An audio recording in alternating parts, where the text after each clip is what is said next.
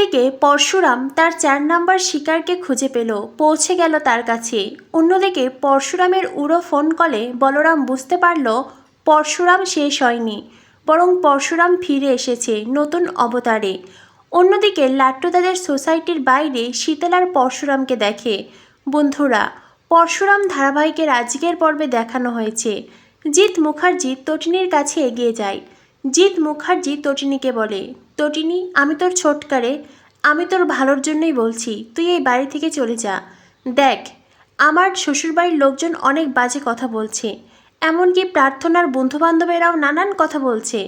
আমাদের সমাজের অনেক মানুষই বাজে মন্তব্য করছে, তাই বলছি তুই এই বাড়িতে থাকিস না। প্রয়োজন পড়লে তোর খাওয়া খরচ যাবতীয় যা কিছু লাগে সব আমি দেব, তবুও বলছি এই বাড়িতে থাকিস না মা, আমি তোর ভালোর জন্যই কথাটা বলছি। তটিনী বলে, থাক ছোটকা, আমি কারোর কাছে হাত পাততে পছন্দ করি না, আর আমি আমার সন্তানদের নিয়ে কারো টাকায় অন্যের দয়ায় বাঁচতেও চাই না। আর হ্যাঁ প্রার্থনা, আজ তুই যেটা করলি না, খুব বড় অন্যায় করলি।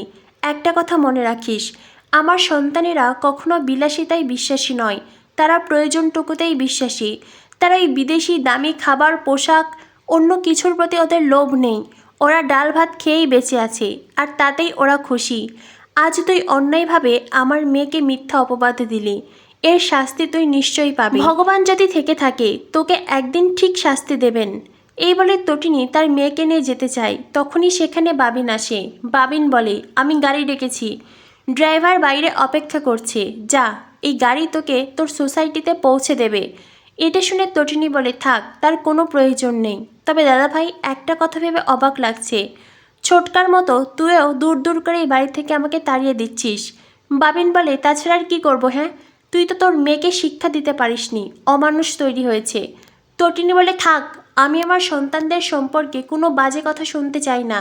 আর হ্যাঁ, কেউ যদি হাতে তুলসী তামা আর গলা অবধি গঙ্গা জলে নেমেও বলে আমার মেয়ে চুরি করেছে, আমি সেটা বিশ্বাস করব না, কারণ ওরা সেই শিক্ষায় বড় হয়নি। তটিনী খুব রেগে যায়, আর সেই সাথে মুখার্জি বাড়ি থেকে চলে যাওয়ার সিদ্ধান্ত নেয়। তটিনীর মা যদিও তটিনীকে বলে, তুই এই বাড়িতেই থাকবি, কোথাও যাবি না, এই বাড়ি তোরও এই বাড়িতে অধিকার আছে। তটিনী বলে, না মা, আমি এই বাড়িতে আর থাকতে পারবো না, এত অপমান, এত অসম্মান মানতেও পারবো না। অন্যদিকে দেখানো হয় পরশুরামকে যে চেম্বার চালানো হয়েছিল, পরশুরাম তারই নিয়ে হিসাব মেলানোর চেষ্টা করছে। তখনই সেখানে আসে শীতল এসে বলে, কি করছো তুমি, এগুলো কি? পরশুরাম বলে, এগুলোই আমার দিকে চালানো হয়েছিল।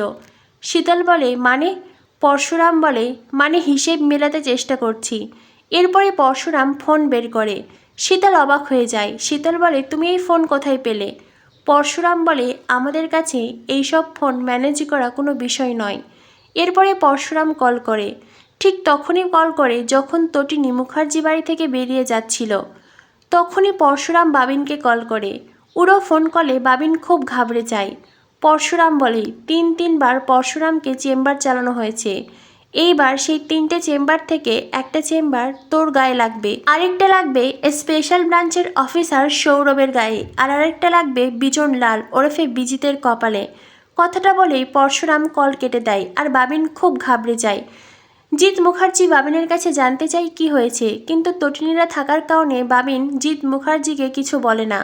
জিৎ মুখার্জি একটুখানি আড়ালে টেনে বলে, কি হয়েছে? বাবিন বলে, উড়ো ফোন কল এসেছিল, আর এই ধরনের কথা বলেছে। জিৎ মুখার্জি বলে, এখন এইসব আলোচনা থাকুক। এই বলে তটিনীদের এড়িয়ে যায় জিৎ মুখার্জি আর বাবিন। অন্যদিকে দেখানো হয় বলরাম, মায়ার, সৌরভ মর্গে দাঁড়িয়ে আছে। পরশুরাম যেই 3জনকে শেষ করেছে সেই 3জনের বডির সামনে দাঁড়িয়ে আছে তারা। সৌরভ খুব চিন্তিত আর ভীত কণ্ঠে বলে, তিনজনের বডি? তখনই বলরাম বলে, কেন, খুব চিন্তিত মনে হচ্ছে, তুই কি এদেরকে চিনিস নাকি? সৌরভ বলে, না না, আমি কি করে চিনব? বলরাম বলে, আমাদের কাছে তো রোজই এমন বডি আসে, কই কখনো তো এতটা চিন্তিত হতে দেখিনি, আজ হঠাৎ করে তুই এতটা চিন্তিত? সৌরভ বলে, না মানে এমনি, একই কায়দায় শেষ করা হয়েছে তো তাই বলছি। বলরাম বলে, নাকি বিষয়টা অন্য কিছু? দেখ সৌরভ, আমরা তদন্ত করে জানতে পেরেছি 2জন বিজিতের লোক, আর বাকি 1জনের এখনও সন্ধান মেলেনি। তবে হ্যাঁ, খুব তাড়াতাড়ি সেই তদন্তও করে ফেলব। তবে একটা কথা মনে রাখিস, ঘটনা যাই ঘটুক না কেন, এর শেষ দেখেই ছাড়ব।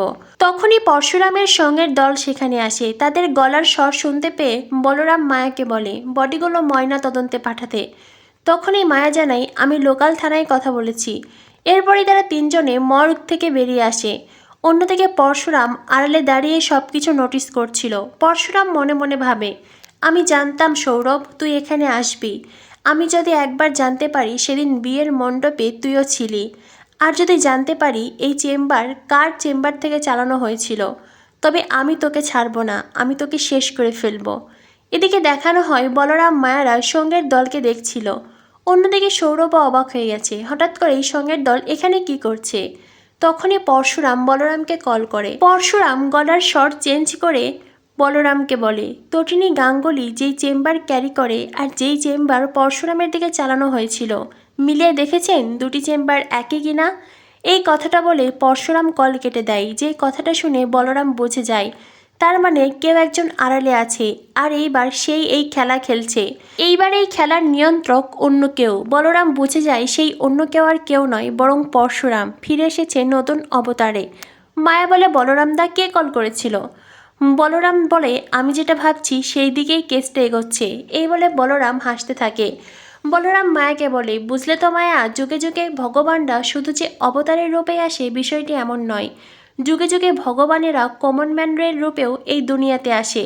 এরপর দেখানো হয় বলরাম ওখান থেকে সরে যায় আর শীতল পরশুরামকে জানায়, তোমার 4 নাম্বার শিকারের খোঁজ পেয়েছি, যে কিনা সেদিন তোমাকে গঙ্গায় ফেলেছিল। কথাটা শুনেই পরশুরাম বলে, ঠিক আছে, এবার তবে 4 নাম্বার শিকারের পালা। এই বলে পরশুরামরা হাসপাতালে ফিরে আসে। ডক্টর পরশুরামকে জানায়, আমি আর আপনাকে দেখতে পারবো না, আপনি আমার কোনো কথাই শুনছেন না। এতবার করে বলছি এভাবে যখন তখন হসপিটাল থেকে চলে যাবেন না, তবুও আপনি কোনো কথা শুনছেন না। কেন নিজের জীবন নিয়ে খেলছেন? কেন বুঝতে পারছেন না? আপনি এতটা অবচলে তো হবে না। তখনই পরশুরাম বলে, আমি বুঝতে পারছি ডক্টর, আমি যেটা বুঝতে পারছি আপনি সেটা বুঝতে পারছেন না। আমি আমার জীবন নিয়ে খেলছি না, বরং আমার জীবন নিয়ে খেলছে অন্য কেউ। আমি এমন কিছু দেখেছি যেটা আপনি কল্পনাও করতে পারবেন না। আমাকে তিনবার চেম্বার চালানো হয়েছিল। পিছনে ঘুরে আমি দেখেছি আমার স্ত্রী চেম্বার তাক করে রেখেছে। আমি জানি না সে কেন আমাকে মারবে, আর তার মারার কারণ উদ্দেশ্য কোনোটাই আমার কাছে ক্লিয়ার নয়। তবে এতটুকু জানি ওই মানুষটা আমাকে খুব ভালোবাসে, ভীষণ বিশ্বাস করে। আমাদের সম্পর্কে এমন, আমরা কখনো একে অপরকে অসম্মান করিনি, অশ্রদ্ধা করিনি।